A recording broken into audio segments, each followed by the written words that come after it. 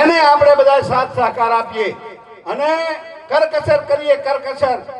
કરકસર તેવડ છે એ ત્રીજો ભાઈ આપણી ગાંઠ ભાષામાં કહી દઉં તેવડ છે ને એ ત્રીજો ભાઈ ખબર નહીં પડે તમને. આજે 500 જમા મહિને કરાયા, 1000 કરાયા, એમ કરતા કરતા એ સમય દાતા એક એવું આપણી પાસે ભંડોળ ભેણું થઈ જાય છે ભલામાણા. અને એમાંથી જે કાંઈ આપણે કરવું છે એ રૂડા પ્રસંગો થશે. અને બીજો કે અમારી પાસે તો કાંઈ નથી મહિને મહિને, પણ જે તમે આજથી કરીને જે તમારા દોષ દુર્ગુણો છે, વ્યસનો છે, બીડી પીતા હોય તો બીડી મેલી દેજો ભલામાણા આજથી કરીને. જે કાંઈ નાના મોટા વ્યસનો છે વ્યસનોને એ તિલાંજલિ આપીને વ્યસનો ત્યાગીને આ બચત કરવાનું કરજો ભલામાણા. આ બચત એક એવી મૂડી છે અને તમારું શરીર પણ સારું રહેશે.